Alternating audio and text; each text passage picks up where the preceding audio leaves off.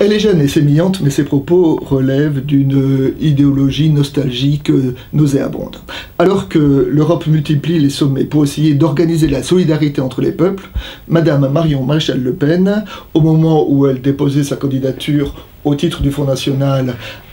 pour les élections régionales en Provence-Alpes-Côte d'Azur, a déclaré la chose suivante. La Provence est une terre d'identité et de résistance. Résistance des princes provençaux aux invasions sarrasines, résistance face à la terreur révolutionnaire, résistance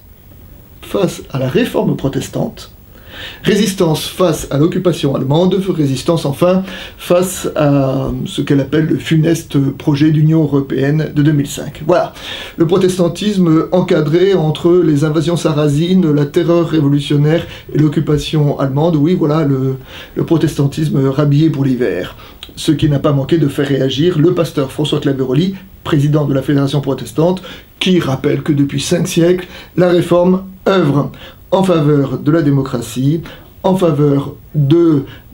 la liberté de penser, la liberté d'expression, en faveur de la laïcité qui est le gage du pluralisme religieux au sein de la République. Enfin, le président de la Fédération protestante ajoute « Je souhaite que Madame la députée ne s'aventure pas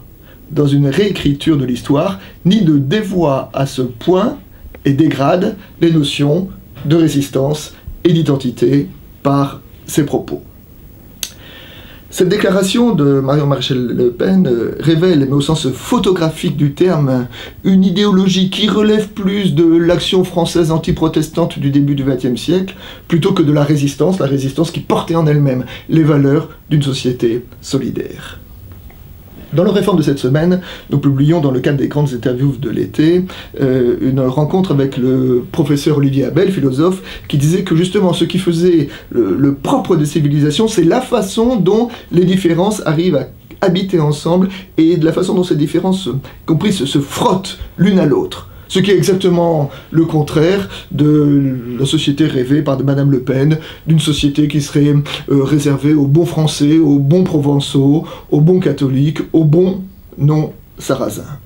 À ce modèle-là, je préfère aussi le portrait que nous avons dessiné dans la dernière page de Réforme, qui était le portrait de Dézane Gaimbok, qui est une jeune femme camerounaise, handicapée, qui a créé une agence de photographie de mannequins pour révéler justement la beauté des corps handicapés. Eh bien, je trouve que cette femme africaine handicapée relève plus de la civilisation, de la société dans laquelle nous voulons vivre, plutôt que la nostalgie de Madame Maréchal Le Pen. Dans le livre du prophète Ésaïe, il y a un passage dans lequel Dieu prononce son jugement sur Israël. Et pour prononcer son jugement, il dit la chose suivante, il dit « J'écarterai d'Israël les juges et les prophètes, les anciens et les devins, et voici la conséquence de cette prophétie, je leur donnerai des jeunes gens pour chefs, dit Dieu, des gamins domineront sur eux. »